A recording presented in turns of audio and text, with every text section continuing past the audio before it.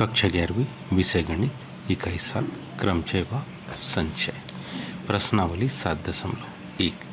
प्रश्न दूसरा, अंक 1, 2, 3, 4, 5, 6 से कितनी 3 अंकीय सम संख्याएं बनाई जा सकती है यदि अंकों की पुनरावृत्ति की जा सकती है। अब ध्यान से देखेंगे तो पहले स्थान पर हम जो पहले स्थान पर अंक लिख रहे हैं, क्योंकि हमारे पास अंक कितने हैं, 6 है। 1, 2, 3, 4, 5 और 6, तो मतलब पहले स्थान पर हम 1 को लिख सकते हैं, 2 को लिख सकते हैं, 3 को भी लिख सकते हैं। अगले हम इस स्थान पर 4 को भी लिख सकते हैं, 5 को भी लिख सकते हैं और 6 को भी लिख सकते हैं। तो इस स्थान को कंप्लीट करने के लिए, जो सैकड़े पर स्थान जा रहा है, उसको कंप्लीट करने के लिए हमारे पास कितने 6 प्रकार हुए। फिर दूसरे स्थान को कंप्लीट करने अंकों की पुनरावृत्ति संभव है, मतलब 1 लिखा तब भी 1 लिख सकते हैं। क्या लिख सकते हैं, 2 लिख सकते हैं, 3 लिख सकते हैं, 4 लिख सकते हैं, क्या 5 लिख सकते हैं और 6 भी लिख सकते हैं।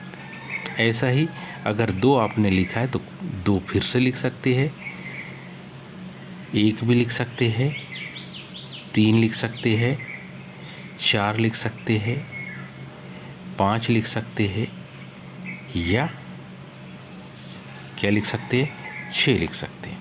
ऐसा ही पहले स्थान को भले ही आपने 3 से कंप्लीट कर दिया, दूसरे स्थान पर आप 1 लिख सकते हो, 2 लिख सकते हो, 3 लिखने के बावजूद फिर से 3 लिखा जा सकता है, 4 लिखा जा सकता है, 5 लिखा जा सकता है और ऐसे ही 6 लिखा जा सकता है। बिल्कुल यही कंडीशन 4, 5, 6 में भी होगी। क्या होगी, पहले स्थान पर 4 लिख दिया है तो अगले स्थान को आप 1 से, 2 से, 3 से, 4 से, 5 से या 6 से पूर्ण कर सकते हो।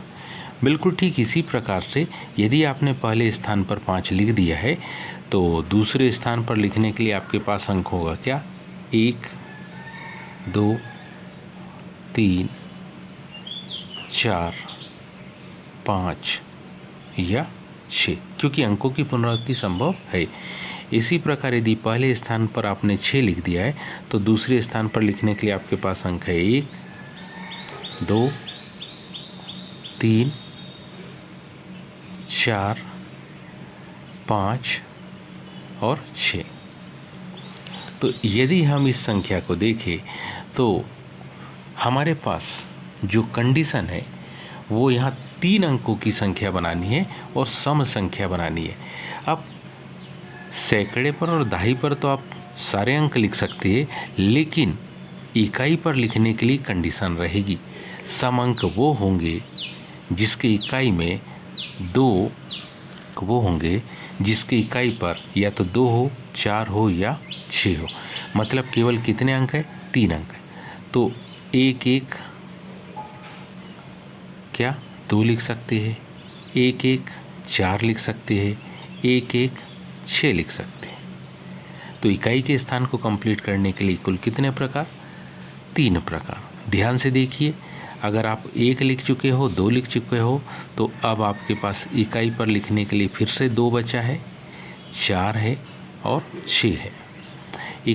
आपने सैकड़े पर 1 और दहाई पर 3, तो अब आपके पास इकाई पर लिखने के लिए 2 अंक है, 4 अंक है और 6 है। कहने का मतलब है कि इकाई के स्थान को कितने 3 प्रकार से, दहाई के स्थान को 6 प्रकार से और सैकड़े के स्थान को 6 प्रकार से। तो 6, 6 36 और 3 का गुणा करेंगे तो कुल 108 है ना, कुल 108 संख्याएं बन सकती है। अब इसी को हमको शब्दों में लिखना है। इसी को शब्दों में हम कैसे लिखेंगे, देखिए संख्या दिए गए अंक में 3 कौन सी संख्या है? सम संख्या है। 1 से 6 तक के लगातार अंक में 3 सम और 3 विषम संख्या है। तो 3 कौन सी संख्या है? सम संख्या है। इनमें से कौन से अंक? सम वाले अंक 2, 4 व 6 है। तो कौन सी संख्या? सम संख्या।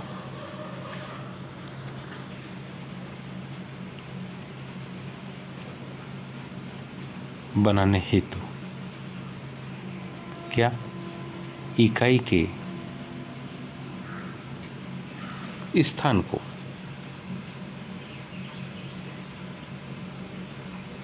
दो, 4, 6 में से ही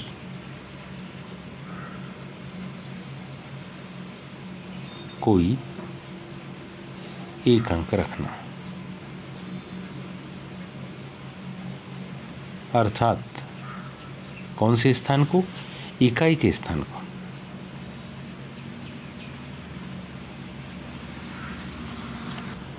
अर्थात इकाई के स्थान को कितने?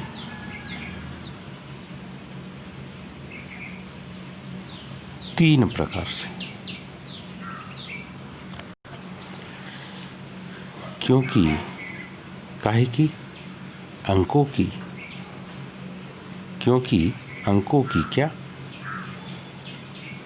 पुनरावृत्ति संभव है।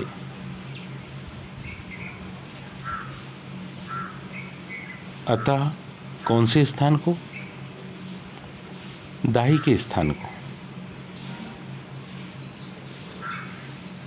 1, 2, 3, 4, 5 व 6 में से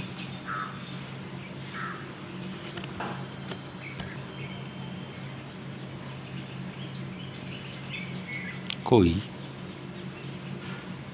एक अंक क्या कर सकते? रखा जा सकता है।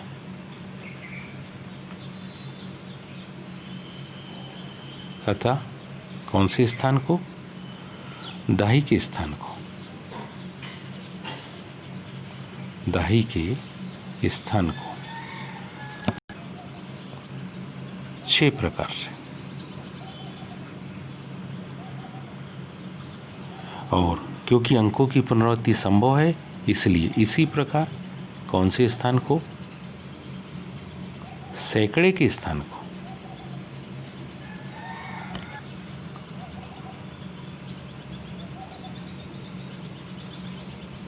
छह प्रकार से।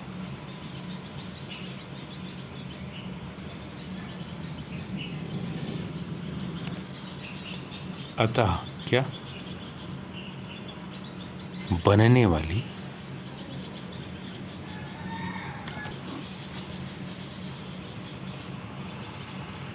संख्याएं कितनी होगी? 6 गुणित 6 गुणित 3। इकाई के स्थान को 3 प्रकार से, दाही के स्थान को 6 प्रकार से, सैकड़े के स्थान को 6 प्रकार से। तो कुल संख्या हमारे पास होगी 108 संख्याएं। उम्मीद है ये सभी को समझ में आया होगा। आज के लिए इतना ही। शेष कल। धन्यवाद।